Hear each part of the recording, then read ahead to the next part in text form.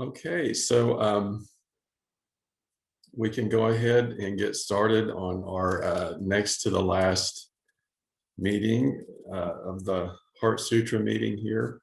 So last time uh, we talked about Four Noble Truths and uh, no knowledge and no attainment. So the last class really we kind of ended on the no attainment note. So we'll pick up on that this time too. I think this is a really important, uh, you know, kind of juncture or place in the Heart Sutra. So we're at this line here where it says, "With nothing to attain, a bodhisattva relies on prajna-paramita, and thus the mind is without hindrance. Without hindrance, there is no fear." So, as I say, this is an important shift in the sutra, I think. So, to start talking about that, I would just like to present this koan, a couple of koans actually today, but this one I sent out the full koan last night. If you have a chance to look at it and study the entire case, it's pretty cool. I think it's a really interesting koan, but I'll just talk about it a little bit this morning. So this is, of course, I think we all are familiar with koans. These are ancient, Chinese stories, of course, that are recorded stories between usually a master and a student that illustrates some kind of truth about the Dharma. And anyway, so this is case 26 from the Book of Serenity. And it's short. It goes like this. Yangshan pointed to a snow lion and said, "Is there any that can go beyond this color?" So he's probably, talking to his assembly, asking the monks, is there any that can go beyond this color of the snow lion? This could be an actual like sculpture, probably something that's white or made out of snow. It could be an actual, sculpture made out of snow, or probably maybe one of these lions that are often in front of a temple, in China, like in ancient China, you'll see the kind of guardian lions at the entrance of a temple. But anyway, it's obviously white. And he says, "Is there any that can go beyond this color?" And Yunmen said, "At this point, I'd have pushed it over for him." And excuse me, I don't know how to pronounce, Chinese names very well, but Zhui Dao or Secho Juken in Japanese, which is easier, said, he only knows how to push down. He doesn't know how to help up. So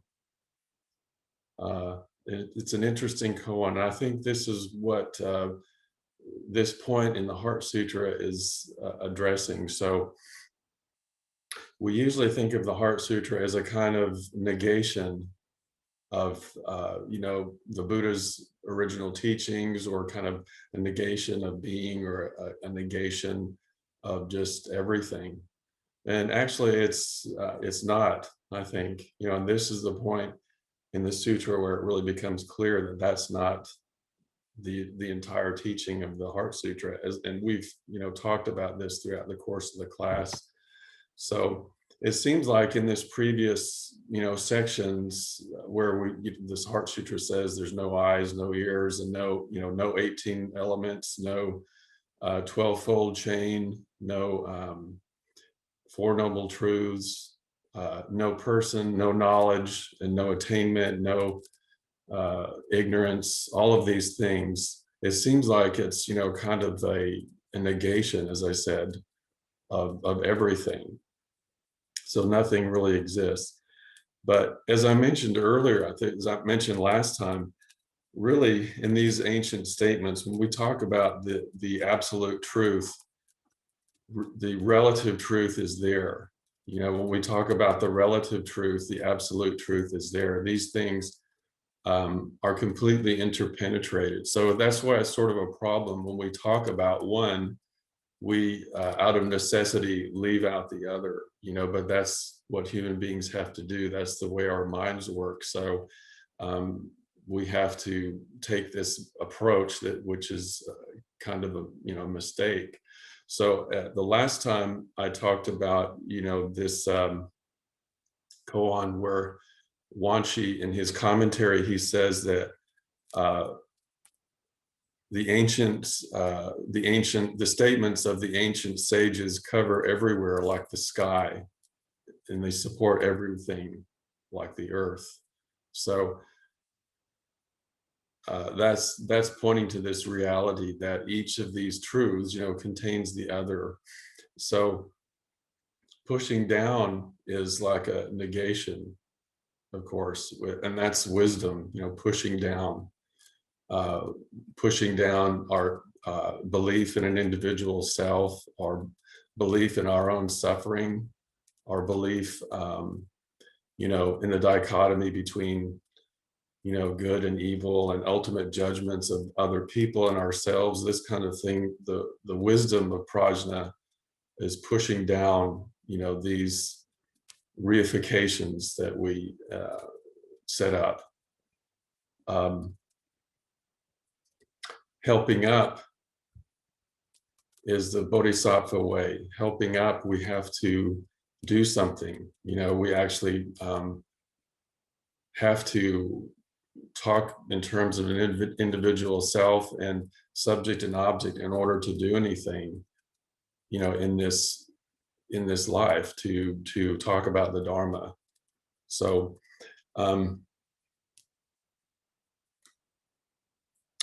at this point, I think the Heart Sutra is talking about these two different, you know, parts of pushing down and helping up. And now we're going into the realm of helping up in the Bodhisattva path. So this is a very important part of the sutta, a very important shift. And so there's some way that we'll talk about this in a bit more, that this helping up is part of pushing down, and this pushing down is actually helping up. So these things in this koan, if you study the commentary, they'll talk about this, is that actually what we do in practice, when we really realize emptiness, we're pushing down and helping up at the same time. So anyway, at this shift here, where we shift into something affirmative, you know, it seems like the first part of the sutra is a negation, and then this next part is a description of the bodhisattva path, or it's an affirmation, so to speak. It's a help, you know, the helping up part. So I think there's a couple of different levels that we can point to that the sutra is talking about this shift, and one is a kind of philosophical shift, you know. So as I said before, everything is seen as unity in the first part of the sutra, and here in the second part we're kind of philosophically shifting back into individuality. I mean, seeing individuality through the wisdom of prajna, or through the wisdom of you know, unity, or pushing down. So let's see, I'm gonna screen share here. So we've spoken about the 5 eyes before in a previous class, and so I just wanted to return to that a little bit again here.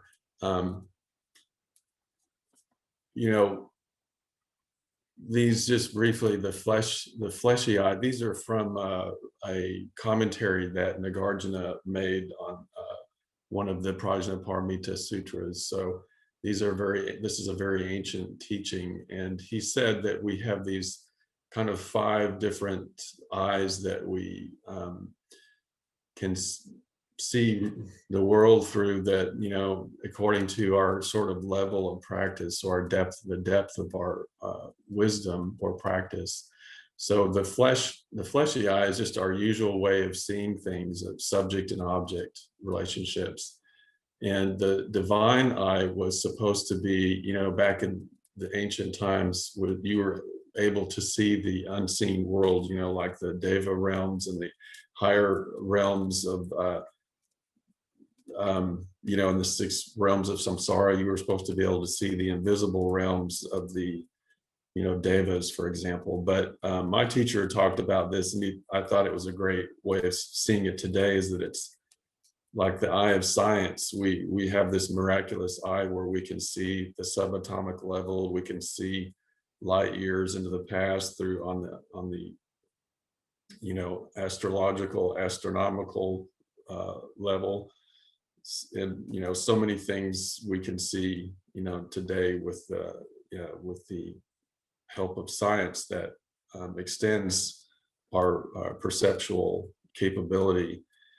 But the wisdom eye, this is like comparable to what we see in the first part of the Heart Sutra, the wisdom of unity, of we're really all living the same reality. We're all living the same life, and when we really deeply see impermanence and interconnection, the boundaries between self and other we see as an illusion, and there is no self, there is no other, no subject and object, no delusion, no enlightenment, no samsara, no nirvana. And the Dharma eye, though, this is the eye of helping up. And this, of course, is the eye of the Bodhisattva that sees individuality again in the light of Prajñāpāramita, or in the darkness, actually, of Prajñāpāramita, depending on which metaphor you want to use. Light and darkness is used a lot of different ways in Zen teachings or Mahayana, sometimes representing unity and sometimes the other way around. But this is I think the second part of the Heart Sutra. We're going into the Dharma eye. And of course, Dogen Zenji, his great work was called Shobogenzo, True Dharma Eye Treasury. And so he's speaking about this, Dharma eye, basically, and how we practice as a bodhisattva with this Dharma eye. So we can see how Dogen Zenji saw this from Genjo Koan, which is the first chapter of Shobogenzo. And just a brief, this is just a very elemental part of the teaching, but actually often in Dogen's teaching, the first few lines, you kind of get the meat of the whole thing, like the whole Shobogenzo actually is often contained in the first few lines. But it's, very significant that these are the first 3 lines of the entire Shobogenzo. So there's probably a reason that, he did this. And I think that these 3 lines correspond to these views that we see in the Heart Sutra. So for example, he says in the first line of Shobogenzo, when all dharmas are the Buddha Dharma, there is delusion, realization, practice, life and death, Buddhas and living beings. So with the fleshy eye here, number 1, that's the way our usual way of relating to the world is. We see self and other, and we have suffering because we act based on our greed, hatred, and delusion, because we have this delusion of separation and individuality, competition, and so forth. But the original teachings of Buddha were medicine for this fleshy eye. So the Buddha, taught in terms of the 18 elements or the 4 noble truths, the 12-fold chains, the things that we talked about at the beginning of the Heart Sutra here, he gave those as medicine for this fleshy eye, I think. But so the Heart Sutra, this first part of the Heart Sutra, he talks about here, though, which, as we've said before, are really implicit in the Buddha's teachings, I think, and just explicitly expressed in the Heart Sutra. But Dogen Zenji says, when all dharmas are not fixed self, there is no delusion, no realization, no Buddhas, and no living beings, no birth, no perishing. So these are, I think, these are the, as we said, the teachings of the first part of the Heart Sutra. And that's what Dogen Zenji is pointing to here. So the third part here, though, he says, since the Buddha way by nature goes beyond the dichotomy of abundance and deficiency, there is arising and perishing, delusion and realization, living beings and Buddhas. So here, I think he's talking about helping up. This is pushing down, and this is helping up. The second one is pushing down. The third one is helping up again. We return back to the eye of seeing individuality in the true Dharma eye, the light of wisdom. And this is helping up and pushing down at the same time, actually. So I think, all right, that's all I need to share about this one, I think, at this point. So this part where it says, he said it goes beyond the dichotomy of self and other, abundance and deficiency.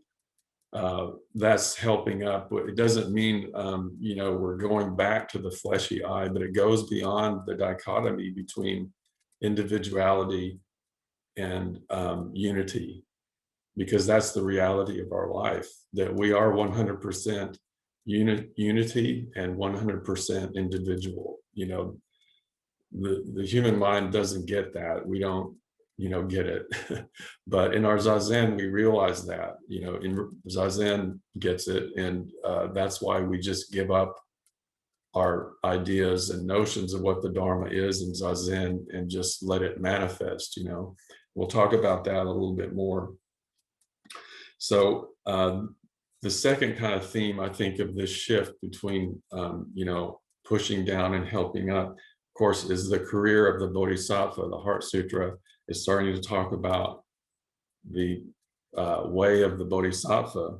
So the Bodhisattva doesn't dwell in wisdom, the wisdom realm, in the wisdom eye of unity or negation out of compassion.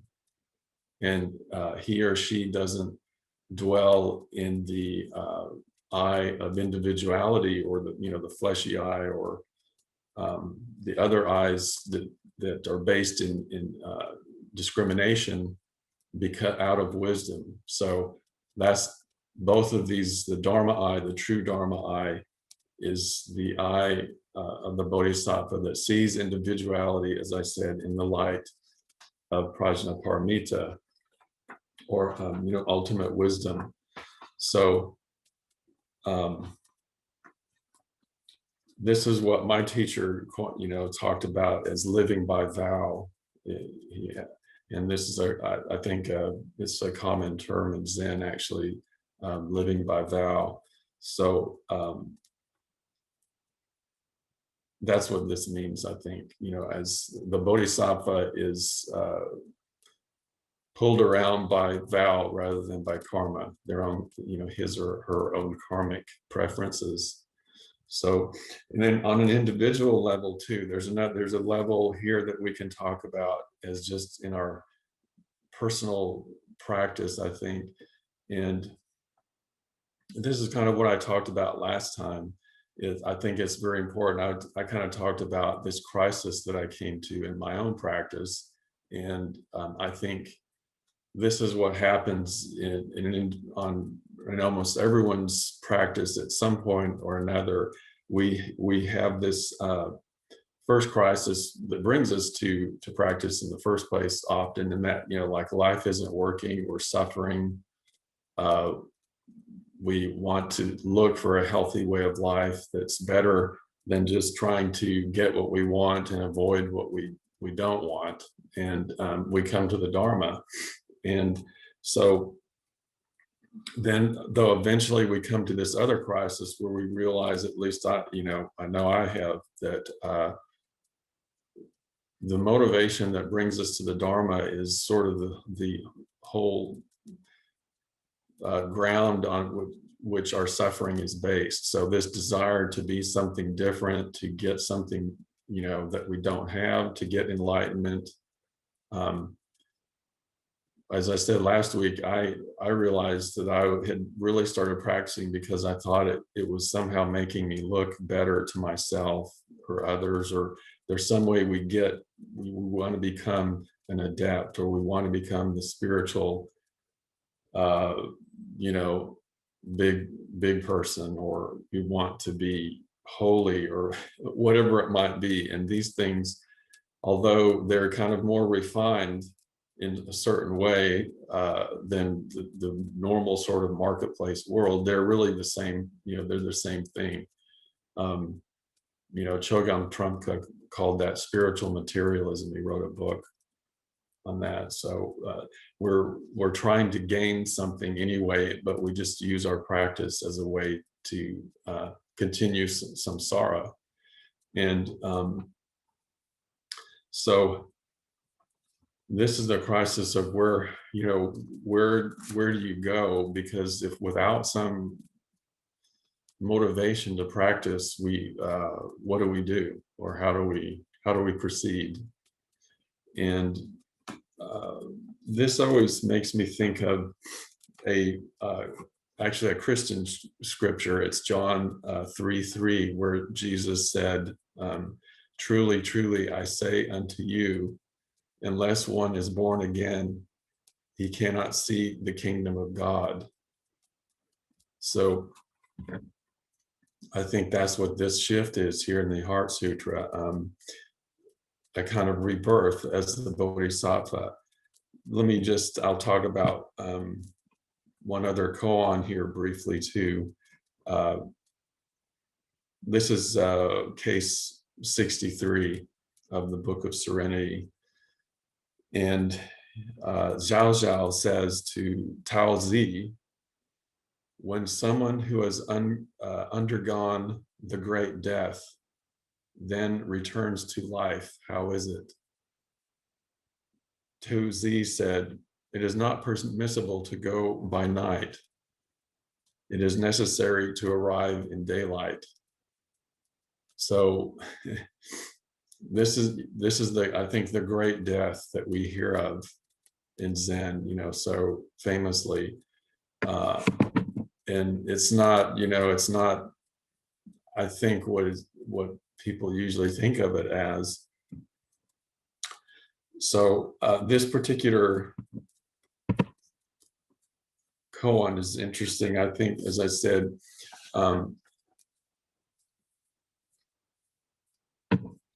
it's referring to, the death of our old self that is motivated to navigate life just by our own egotistic desires. And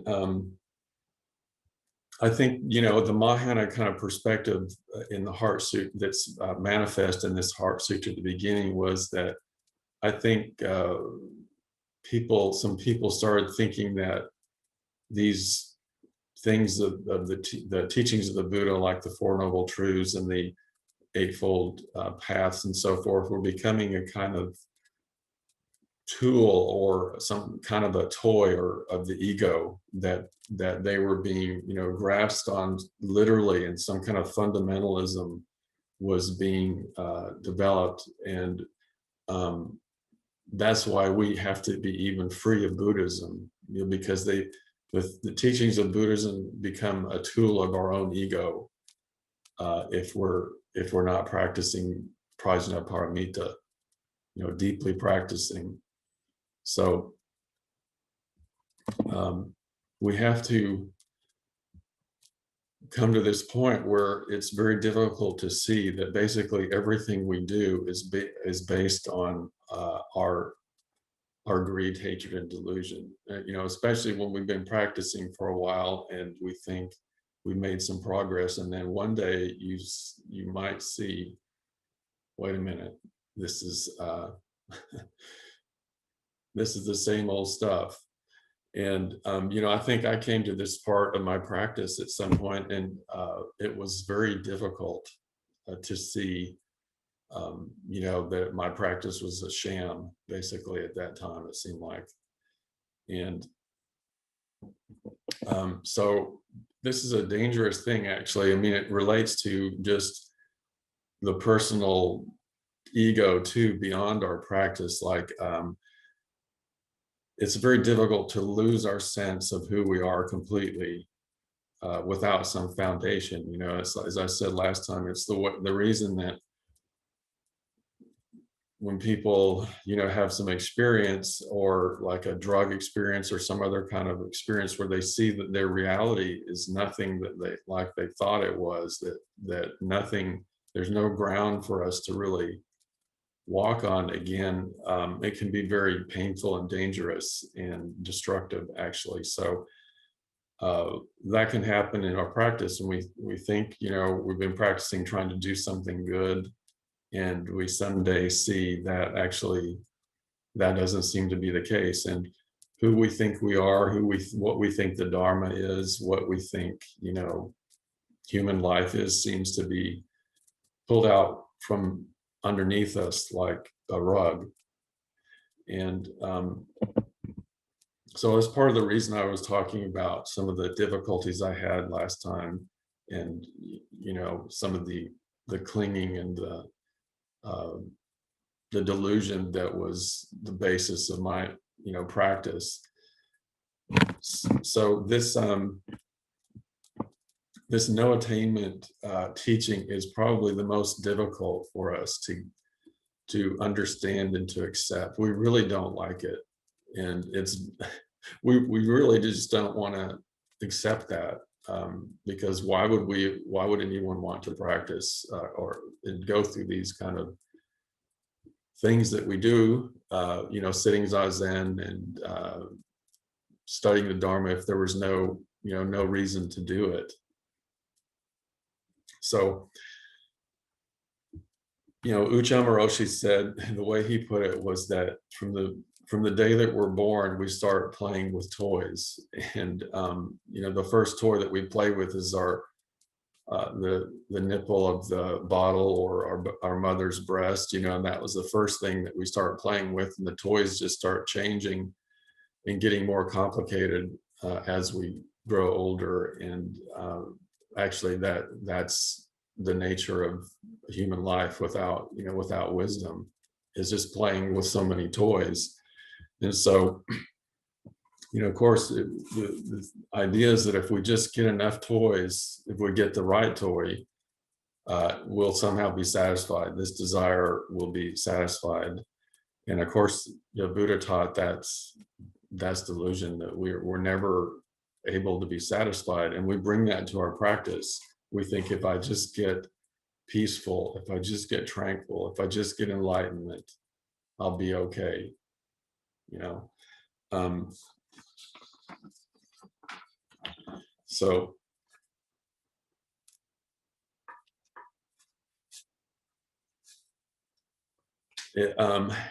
so what we get in practice is not what we think it is. You know, we don't get anything. We realize that there's nothing to attain, as the sutra says. So that's why I put this part in here from Dogen Zenji's Bendo Wa.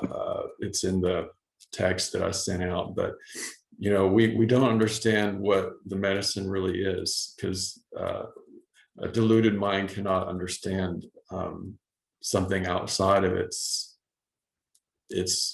container, you know. So Dogen Zenji said in Bendo Wa, that which is associated with perceptions cannot be the standard of enlightenment, because deluded human sentiment cannot reach the standard of enlightenment. So we cannot measure what enlightenment is. We can't get and possess it, and that is a grasping mind.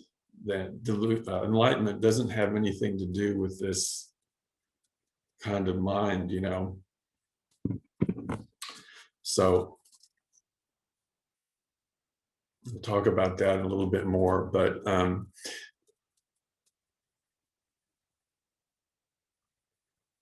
coming back to the koan, we'll try to parse this out a little bit. To go by night, I think in this koan, it says that's we can't go by night into our practice. That's the wisdom eye. We can't realize enlightenment through just seeing unity, or just having an enlightenment experience where subject and object fall away. The sutra, the koan says we have to arrive by daylight. We don't realize awakening through dropping off everything and just becoming one, and not having any peace, or not any difficulty. That's going by night. We don't arrive by night. Night is a symbol of unity, because you can't see any differentiation. There's no way to discriminate in total darkness. There's no way to discriminate between beings or anything. We can't see anything to do anything. It might be very peaceful, but there's no way to manifest work as the bodhisattva way. So the koan says we have to arrive by night, by the day, which is in the daylight, we can see individual beings and offer what they need. And this is pushing down and going up, helping up.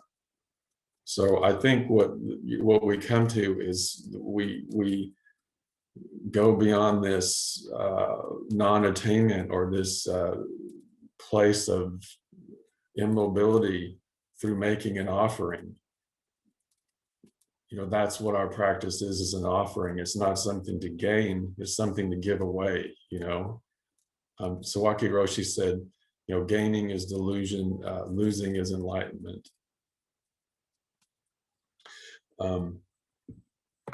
So we give, but we give with the wisdom of darkness. We don't give in the normal way that we do. But we often give as a way to make ourselves feel better, or to make us feel like we're a good person, or that we're doing the Dharma. So actually, just sitting zazen is giving, really, from a certain perspective. When we sit down to zazen, we're just offering our body and mind up to prajñāpāramita, is one way we can think of it.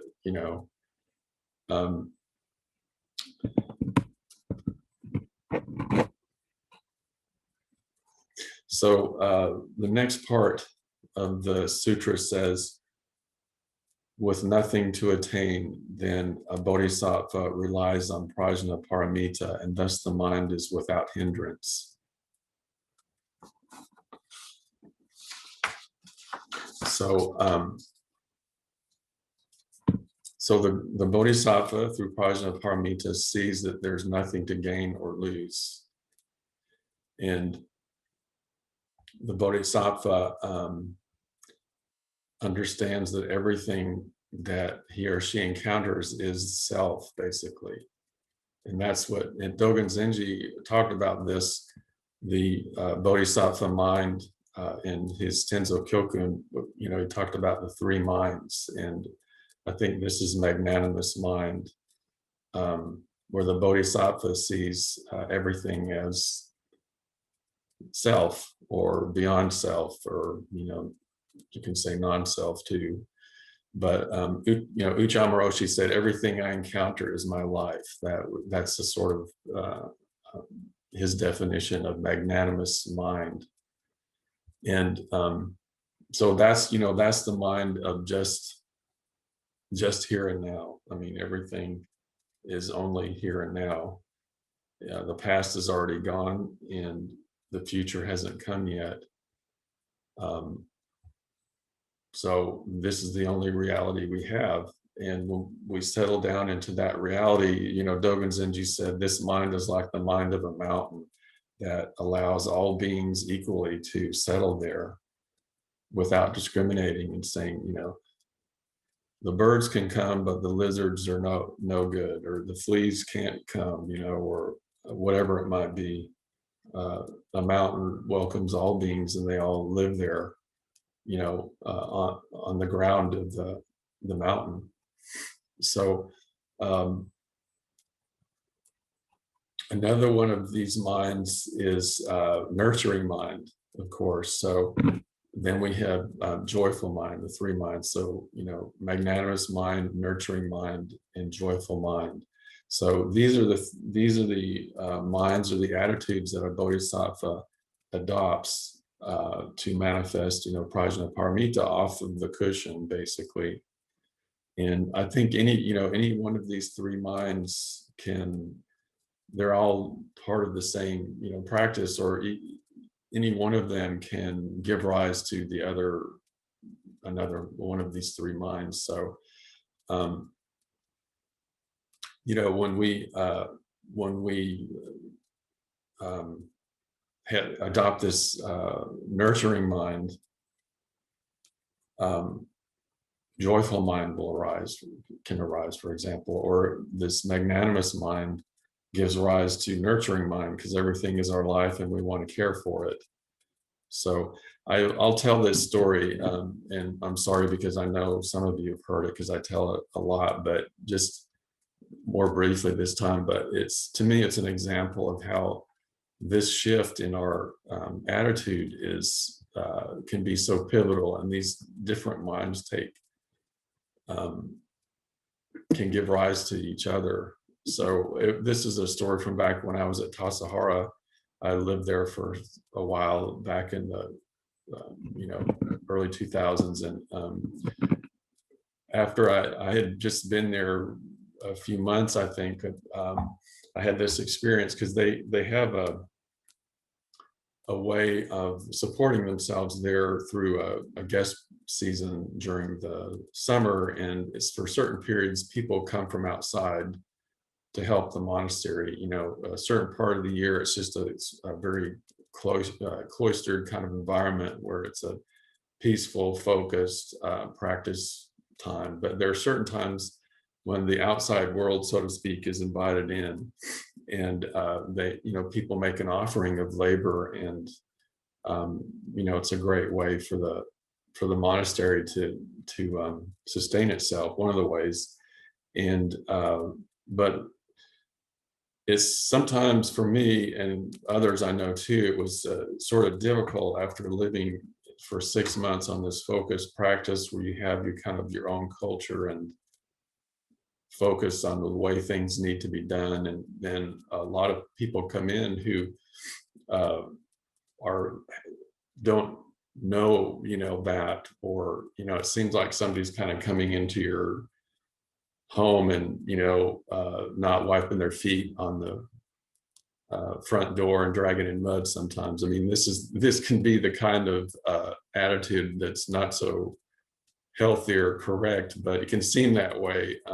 There's a bit of a transition, I'll say, from, living this kind of peaceful, focused Buddhist life where, everything is regulated, to allowing, folks who are used to living a more normal way of life to come in, to that period. So especially when you haven't experienced it very many times, I think that, the more mature people there didn't have much of a problem with it, and the transition becomes easier and easier the longer that you live there.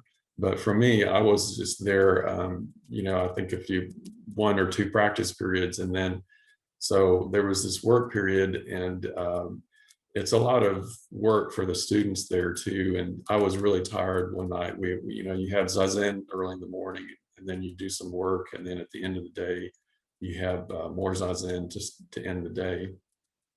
And all of the people who come to work there are invited, of course, to zazen too with all of the students. And then,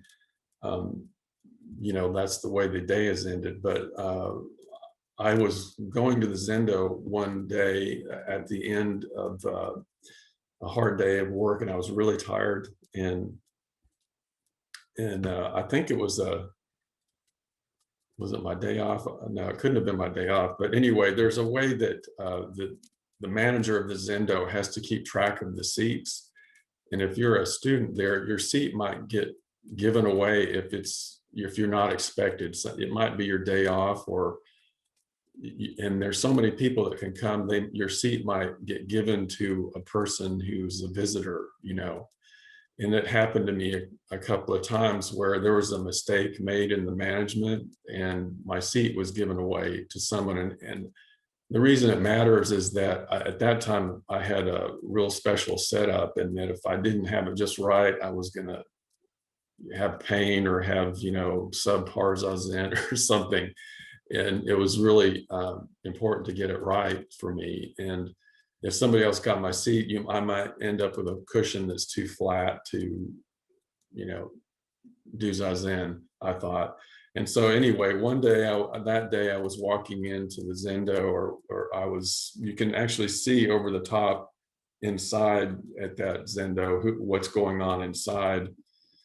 And I was walking in there thinking, I hope they haven't given away my seat today, because I really don't want to deal with this bad zazen. And I was kind of annoyed because there were all these people, and it was all this stuff happening, and it took longer to get in the Zendo, and I was in a crabby, mood.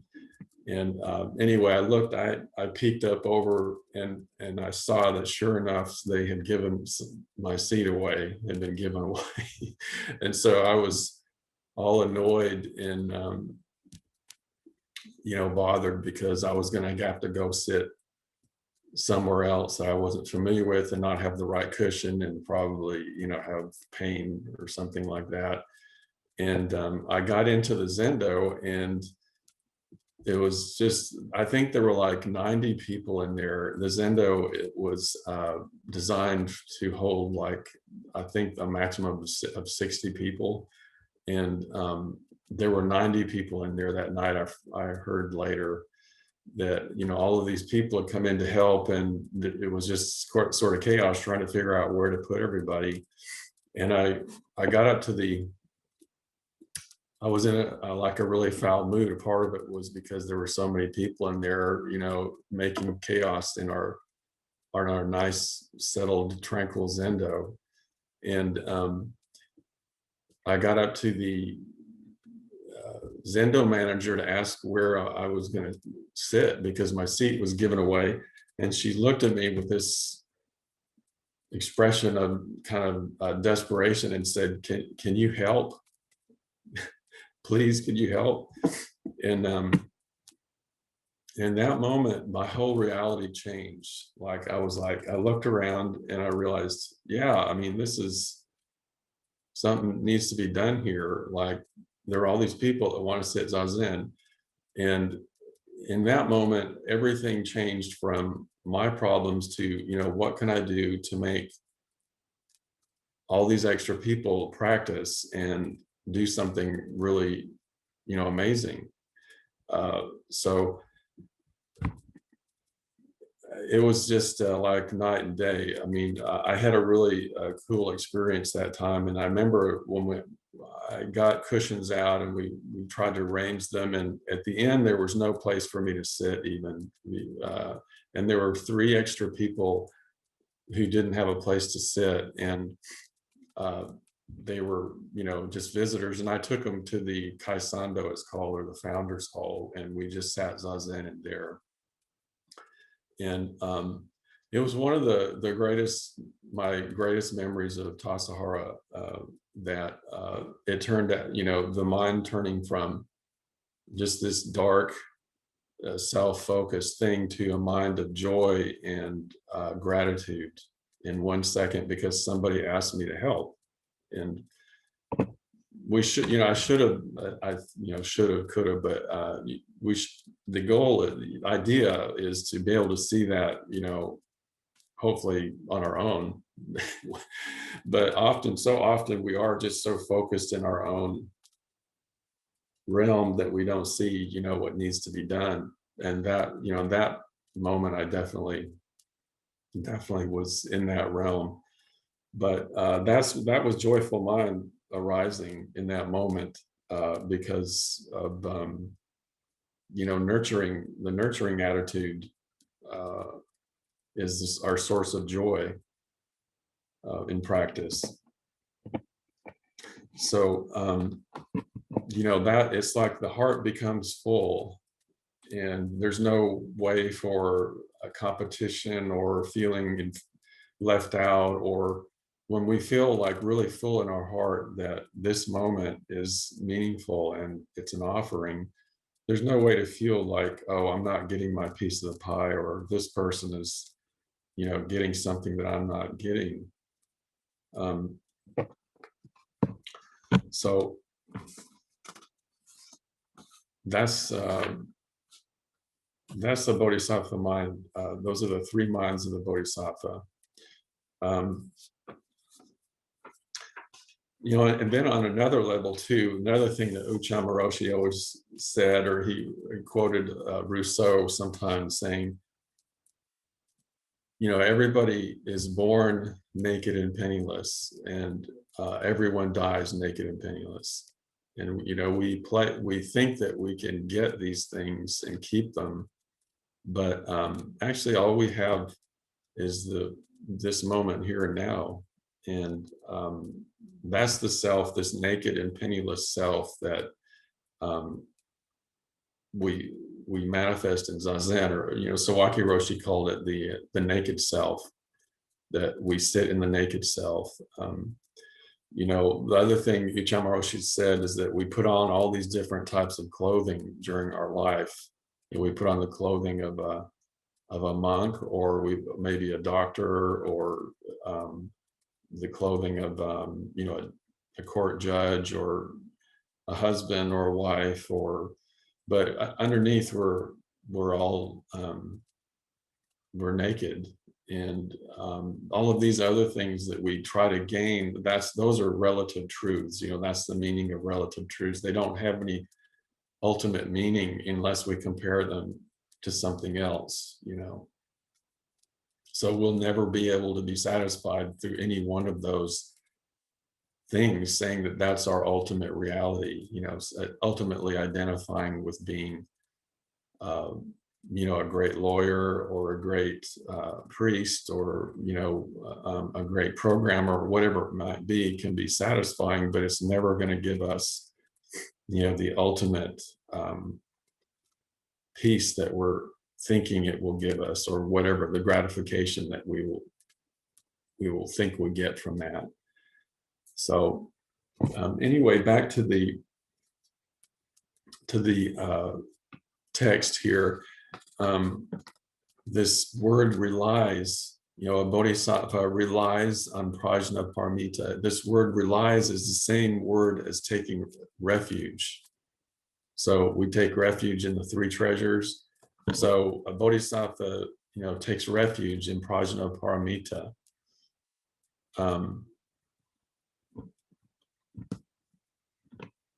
So I think, this is really the same as taking refuge in the 3 treasures. I like to think of it in this way. Dogen Zenji said in his commentary on the precepts, he talked about 3 types of three treasures, but one of the absolute 3 treasures, and the manifesting 3 treasures, and the maintaining 3 treasures. But anyway, this absolute 3 treasures, I think, is what we take refuge in as Prajnaparamita. I mean, we take refuge in all of them, but we can really see in the light of Prajnaparamita, taking refuge in the absolute Buddha is taking refuge in unity, I think, complete unity. Everything is my life, magnanimous mind. And taking refuge in Sangha is taking refuge in the reality of all beings, seeing that's the Bodhisattva's eye, where we see the unity of all beings, but the individuality of all beings too. So we can see the reality as Buddha, as one, or we can see it as a group of numberless beings, and that's the Sangha, that's the absolute Sangha. And then the Dharma, the absolute Dharma treasure, is practice, I think, where we go beyond individuality and unity. So that's helping up and pushing down, at the same time. That's the Dharma, or the Dharmakaya. And, that's what we do in Zazen. But we need to take our Zazen off the cushion, of course, or we don't take it off the cushion. We allow it to be everything off the cushion. We allow our Zazen to be our life. So I always say we don't do Zazen to supplement our life. We live our life as a function of our Zazen, or as an expression, of our Zazen. But that's the Dharma treasure, I think, the Dharmakaya treasure, the absolute treasure. So what our job, or somehow in our practice, is in this moment to find this vow, bodhisattva vow, in any particular moment. Magnanimous mind is like our posture in Zazen. It's the thing that we return to when we have an angry instance, where we're connecting with someone and anger comes up and judgment comes up. We make an effort to let go, and magnanimous mind is there. So we don't have to search it out, but when we realize those things are coming up, we don't, go with them, but we practice with those, with those things. And when we let go, a magnanimous mind is there. So we take refuge in that. That's where we take refuge. We return to that, the Buddha mind, or the magnanimous mind. It's the same thing we do in Zazen. We feel, we're thinking, or we're planning, or we're sleeping, or whatever, and we come back to the here and now of our posture, and being here in this moment, and reality is manifest. This Dharmakaya is manifest. So Ujjayi Roshi called that vow and repentance. Like our magnanimous mind is our vow to every moment be in, manifest that magnanimous mind. And we do that through nurturing mind and joyful mind as well. But our vow is to do it, but we don't, of course. And we realize that we're being judgmental, or we're being angry, or we're indulging in anger. We can't really keep anger from coming up. We can't put a lid on it and just say it'll go away. But when it comes up, and we grasp it and let it pull us around, we're straying from the bodhisattva path. And when we see that, we return. That's the repentance. And Ujjayi Roshi's saying that's our repentance. And we do that in Zazen too. Whenever we stray from being here and now, we repent and come back to here and now. So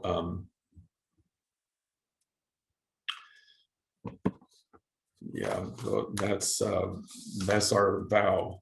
That's the bodhisattva vow. And that's the thing that we're taking refuge in this second part of the Heart Sutra. Okay, I'm almost out of time already. So the mind is without hindrance. There's the next part of the sutra. So the hindrance, there's a lot of different teachings about the hindrances in Buddhism, of course, but the main one, I think, there are two basic hindrances in Mahayana Buddhism. And the problem is, I think it's just describing the basic problem of our life, as we have this emotional clinging to greed, hatred, and delusion, to jealousy, to despair, to whatever, anger.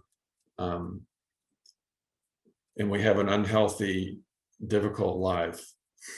And the reason we have that is because we don't understand the nature of reality. We reify ourselves, we make it into something real, and we make objects that we encounter real. And that's delusion, that's the basic problem. Those are the basic hindrances to our awakening. So Red Pine said there are three hindrances. I really couldn't come up with I couldn't find the text to affirm, these three hindrances that he talks about, but it makes a lot of sense. He's accessed something I couldn't find, but anyway, the ones that I think the traditional ones are the emotional or afflictions, the afflictive hindrances like greed, hatred, and delusion, and then the cognitive hindrances like misunderstanding of reality, of reification of self and other. So those are the basic two hindrances. And he said there's the first one is karmic hindrances. So it makes sense. It's like our circumstances. We may not be born into a good circumstance to practice, or we might have some physical hindrance, or whatever, some other kind of circumstance that is not helps, it's a hindrance to awakening.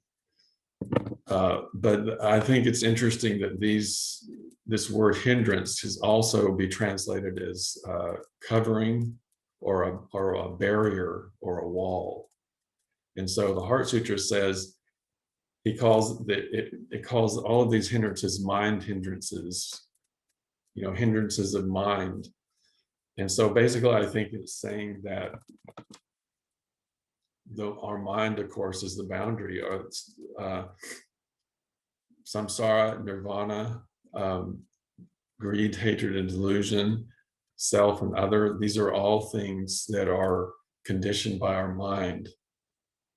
And when we let go, as like the way we let go in Zazen, all of these hindrances dissipate, because they're only functions of our mind.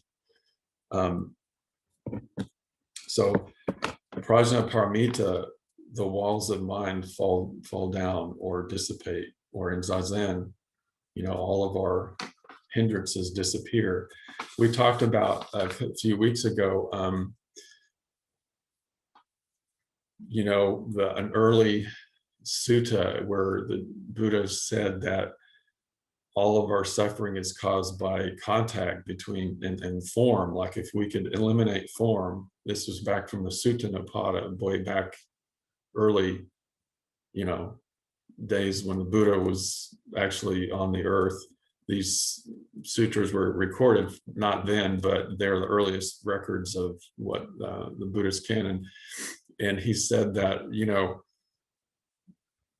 we create the world by this thing called nama rupa, which then means, in this context, name and form, not the body and mind, but name and form. We see form, or we see an object and we give it a name, and therefore it becomes a thing, something separate from us. Nama rupa, name and form. We name it, and therefore we think it exists. And that's what we do. And that's the root of our suffering. And so he said in this state, or he talked about this practice that is exactly Zazen, actually, from this early sutta where Namarupa disappears.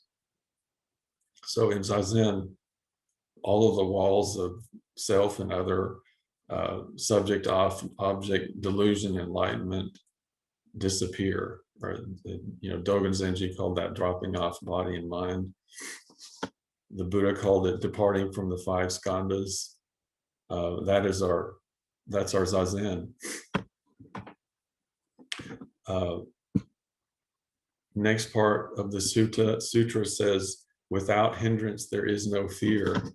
So of course, our fears is based on not getting our desires fulfilled. Basically, all of our fears are based on that, or fear of having our aversions unavoidable, that kind of thing. So when we let go of our boundaries of mind, there's no self and no other. So there's nothing to fear. Of course, that's magnanimous mind. Everything I encounter is my life. There's nothing to fear because everything is me, or everything is not me, whatever you want to say.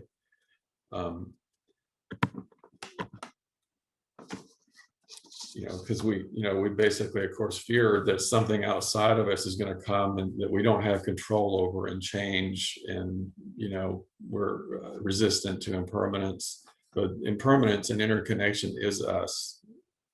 That's emptiness, and we are it. There's nothing outside of Prajñāpāramitāhṛdaya. So briefly, I know I'm going over time, but I wanted to just mention this one last thing. It's traditionally, there are 5 fears of the beginning bodhisattva that are a hindrance to progress. Excuse me. And the 5 fears of the beginning bodhisattva are giving everything away, dana, lest you don't have any livelihood, losing your reputation because of practice, because of becoming a bodhisattva, sacrificing yourself, and a dread of dying. Death is basically the third one. Falling into evil. Or the 5th one is addressing an assembly, especially people of position. Fear of speaking to the Sangha. But the one that I really think is interesting is this second one of sacrificing your reputation, because I think that's a lot of our fear as a bodhisattva. And a lot of that has to do with the fact that we really,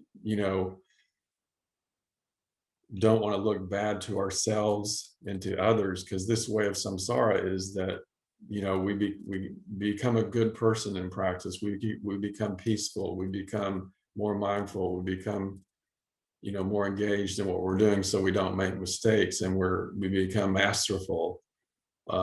We don't become angry. But actually, anger, any instance of anger or distraction, we're responsible for that, but it's also conditioned, and it's impermanent, and it doesn't define who we are. From one moment, from a certain perspective, it's like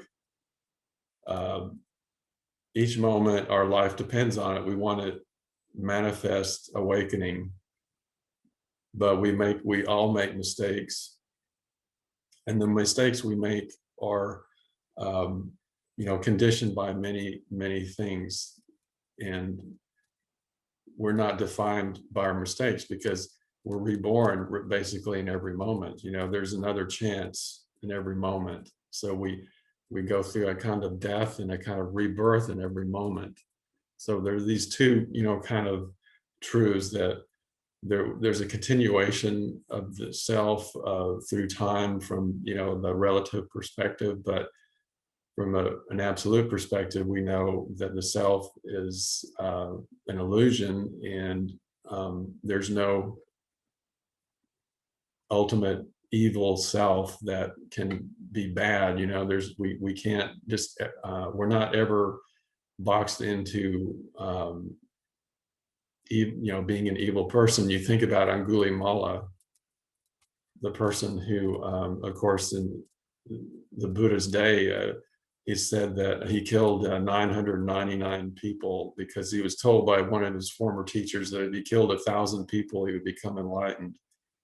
And that's a kind of really good metaphor for like samsara, spiritual materialism. You can't think of a worse case of spiritual materialism than Angulimala. And anyway, it says he became an arhat. He met the Buddha, and I won't go through the story, but he was saved, so to speak.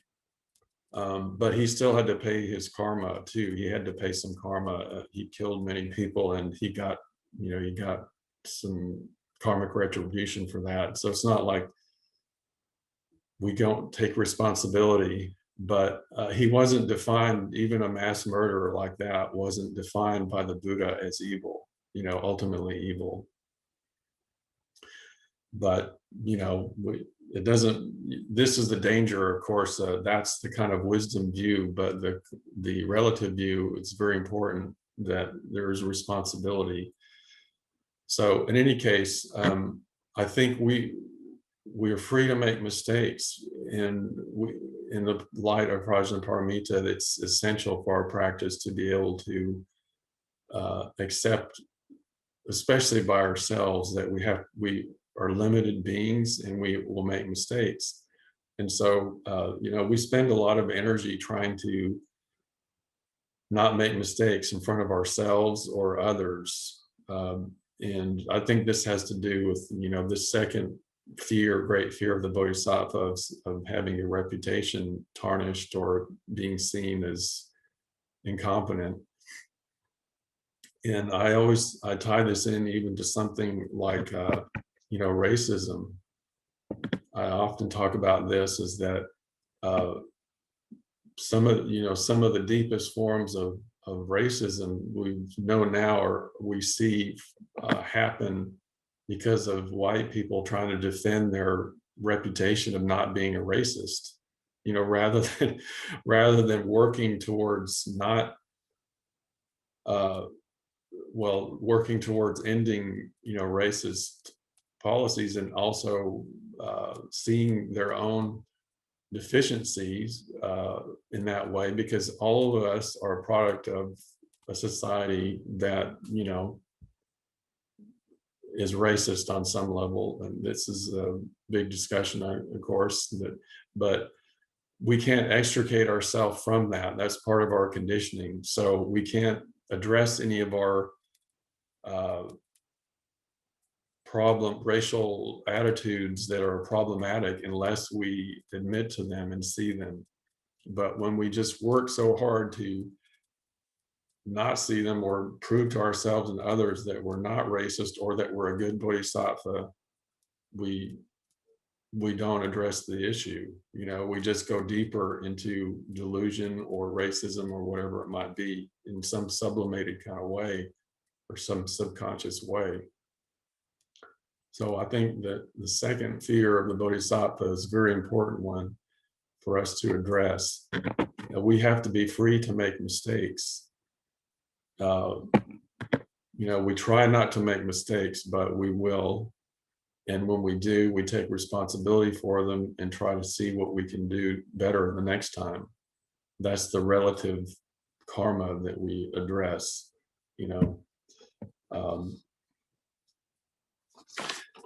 So I'm sorry I've gone over here, and that's all I had to say today. And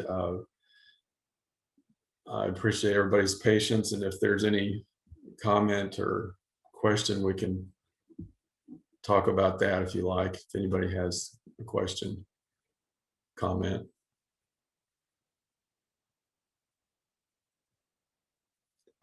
Yes, So, yeah, I mean, I don't have a specific question on the talk, but this Heart Sutra meetings are very good. I'm a little bit sad that they're going to end next week. Is there any plan to generally have some kind of regular Saturday meeting, like a Dharma talk or some kind of going over some sutras or Dharma talk? Or Well, I have considered that. We've considered that. So if there's interest in doing something more, we can consider that. So I think I hear you saying that you'd appreciate it to do some more Saturday meetings. So I think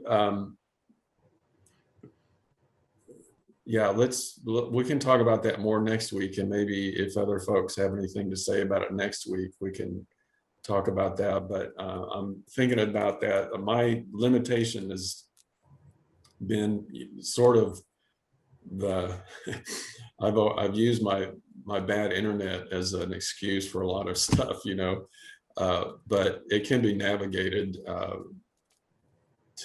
mean, I think we can do Zazen. If nothing else, my plan is to teach some other classes kind of related to this at some point. I don't know if it would just be right away, but at some other point, maybe later in the year, talk about something else. But it could be that we could have some kind of discussion or a little talk or something too. But I appreciate you expressing the interest in that, and I'm going to think it over and try to think about the logistics and stuff and how it would work to do it every week. So yeah, thank you.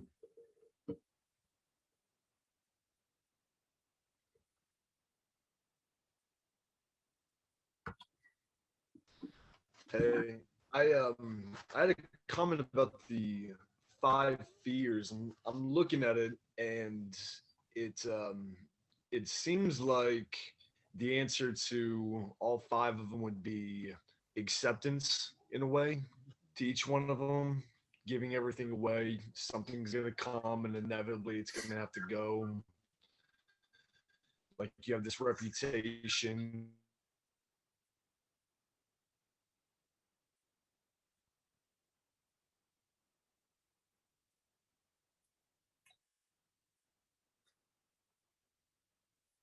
We can't hear you, Oidi. Can you guys hear Oidi? No. Can you hear me now? Yes. Yeah. Okay. I think my computer was just on my bed a little bit. Yeah, I was talking about the five fears, and I'm looking at it. To me, it seems like the big answer to it would be acceptance. Like, if you gain something, like if you think you have something, inevitably you're gonna have to give it away. If you live, inevitably you're gonna have to die. Even down here, when you address a group, which sounds like it might be a push, but if something needs to be said, you need to accept it and then say it. Like these five fears seems like acceptance would be the answer, and Zazen would help with that. This is more of a comment than a question, but I like the way he adds that. Yeah, I think that's good. I agree with that. It's all based on a kind of self, like the reification of self and the fear that there's something that's going to be lost or needs to be gained. I think it's absolutely right. So the kind of acceptance of here and now of Prajnaparamita, the teachings and the practice in this moment is the kind of medicine. But definitely, part of a deep part of our Zazen practice and our practice in general is acceptance. In Zazen, if you don't accept something, or if you try to avoid it actively,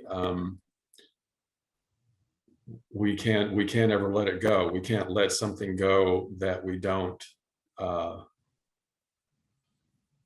own, or that's not the right word, but you give something strength by pushing it away. We think it will protect us, but it doesn't mean that, if somebody's had trauma, if there are traumatic experiences we've had, or some kind of really difficult emotional thing to deal with, it doesn't mean we don't get help and that Zazen will cure it. That's not what I'm saying, by any chance, but by any means. But any difficulty will not just be resolved through trying to ignore it. Eventually we have to address our suffering in order to let it go. So it's a good point.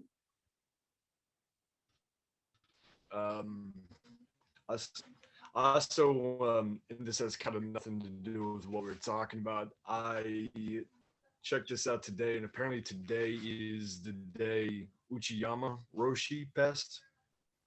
That's right.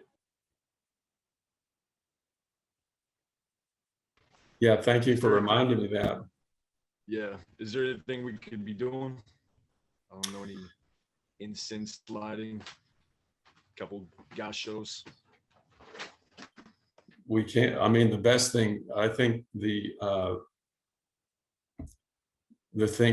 best way to honor him is to do Zazen. I think that's what he, when Sawaki Roshi died,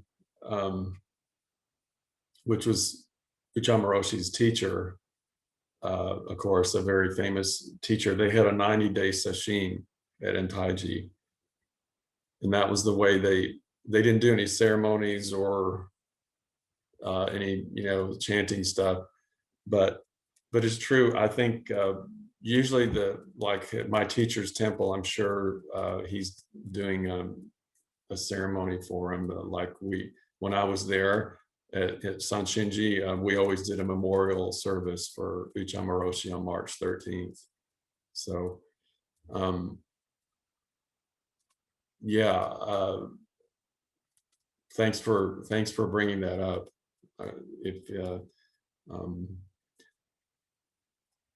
you want to do an extra period of Zazen for him, I'm sure that would cover it. Yeah, I'll do a little bit more sitting today. Yeah.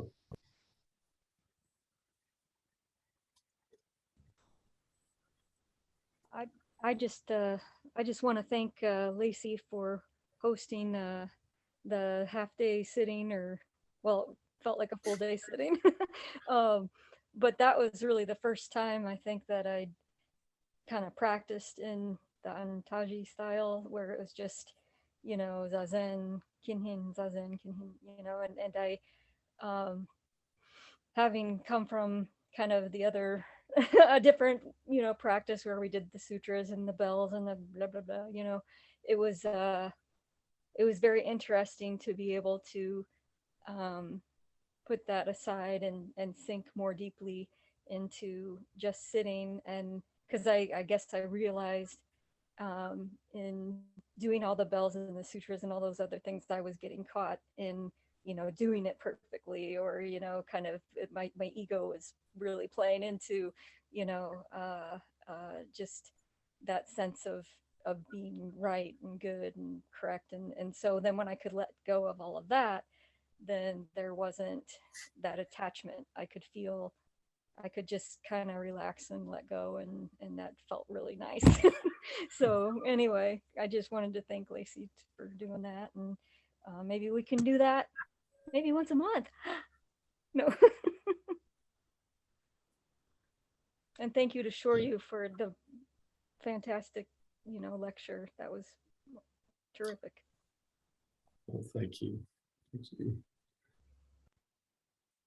Well, I want to thank Lacey for doing that too. I think it's, we definitely can do that every month if she's willing, and maybe we can do it at Gyobutsuji too. I don't know. These are kind of things to work out at the temple, but we will work towards it. I think doing more virtual stuff, at Gyobutsuji too.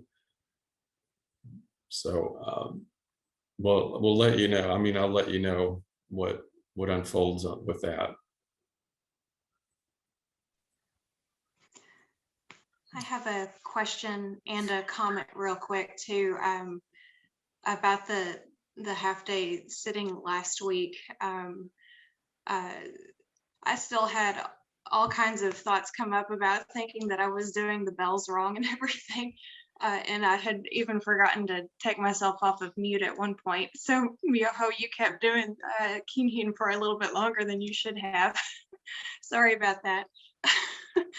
But also, I had let my daughter have a friend over the night before, and I was sure that they would sleep till noon, and they did not. So I apologize if there was any background noise for that. But Shoryu, I want to go back to the 5 eyes. So there was a podcast recently that I listened to. I can't remember exactly what it was, but I want to say it was Hidden Brain by NPR.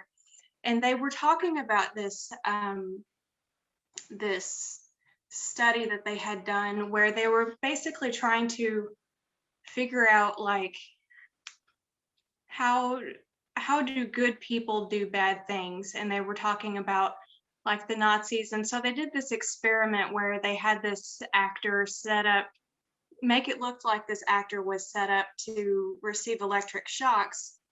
And on the other side of the mirror, there was the volunteer, and they had the scientist who told the volunteer that they had to ask the actor questions. They didn't know it was an actor. And if they got it wrong, they would get electric shocks, but they would be fine. And eventually, like, actually, I don't think they could see the person, they could just hear, and they could hear the person, like, screaming over time because the electric shocks would get worse. And the person just kept following the orders because they thought this was a big experiment, and they thought that it's what they were supposed to do. So the question eventually came out after reviewing this study of they had thought, like, what is the perspective, what's going on with this volunteer? But then eventually they were like, well, hold on, what's going on with this scientist who has this power over this person, and not realizing how much influence we have over people. So to me, that really makes me think of this kind of the absolute and relative, where we have this person who might be like the relative, but maybe the absolute perspective of it is that we also have this kind of influence over people around us. So if that wasn't too horrible of a little synopsis for you, could you talk about those aspects as far as the different eyes, please? Sure.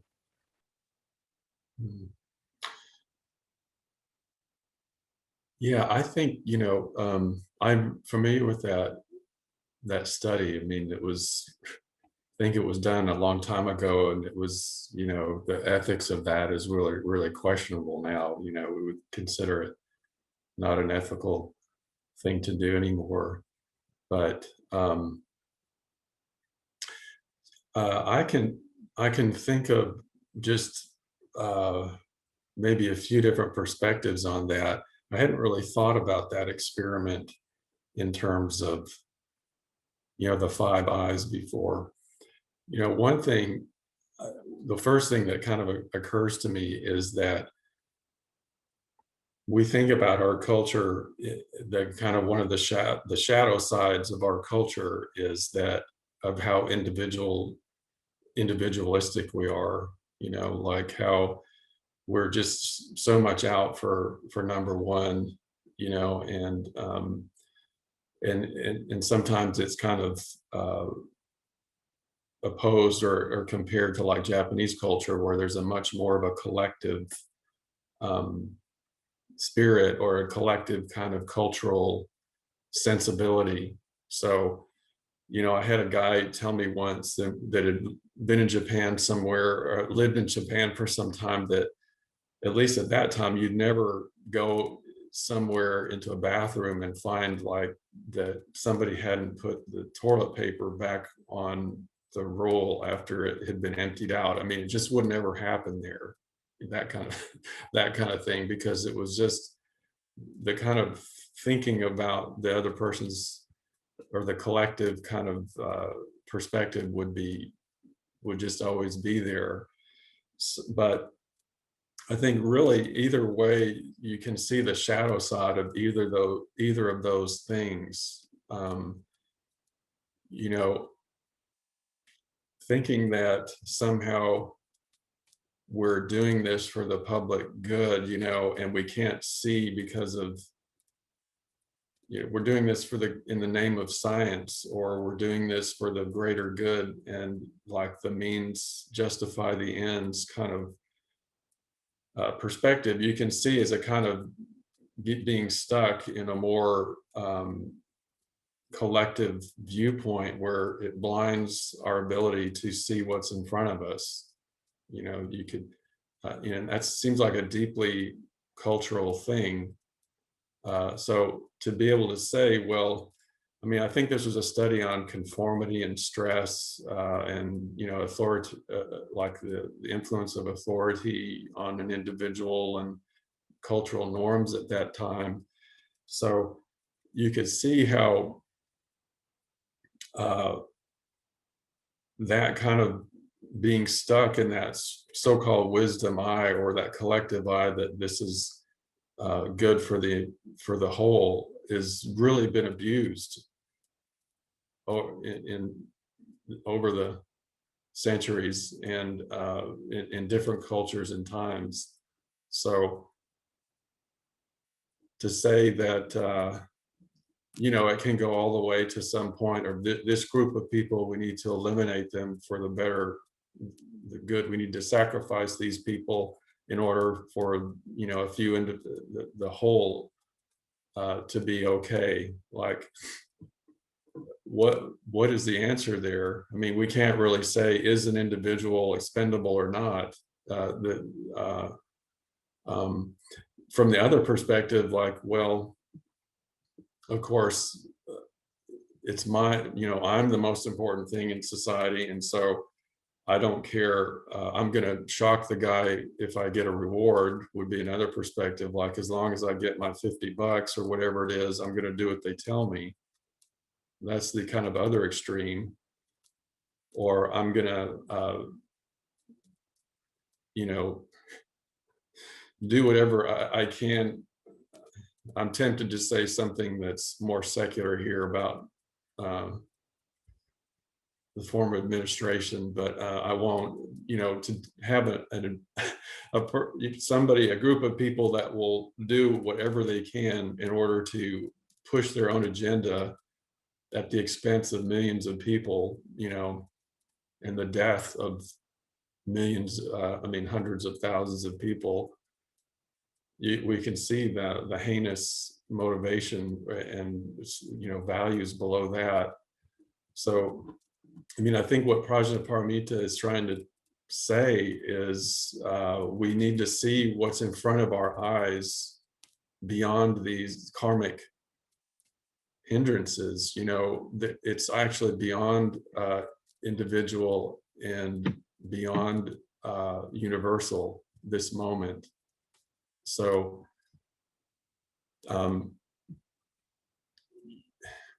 we go beyond what the textbook says in the moment. If something is telling us something different in the moment, that, you know, that's one of the ways the walls of our mind are freed, hopefully, so that, you know, if we see the suffering of a person, we can see what needs to be done more clearly in the moment. But if we're so stuck or captured or biased towards one of those views or the other, the collective or the individual, we're going to have a problem, or there's going to be a tendency to make a mistake on one side, you know, or the other.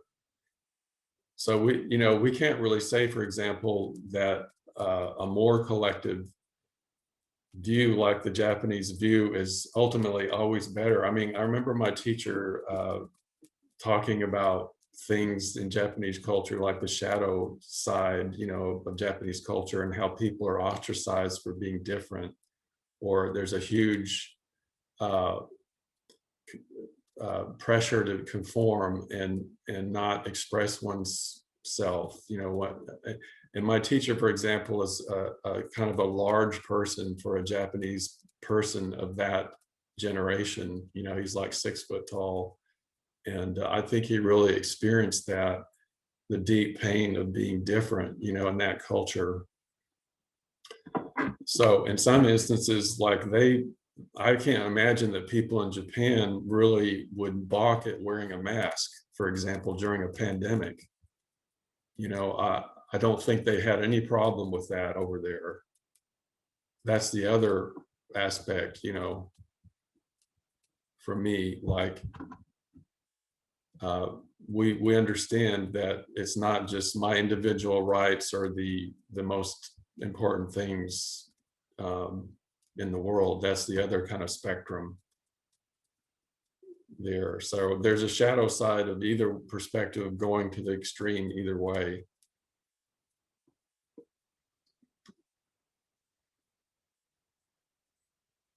So being stuck, you know, the Dharma eye is actually going beyond either the wisdom eye or the fleshy eye. You know, it's not like one of those is superior, and I think each one of those eyes includes the one before it and uses it. It's not like any of those is negated as wrong or bad. I do see that it's 11:30 and that's supposed to be our stopping time. So thank you for that question. And it's something for everyone to think about, I think.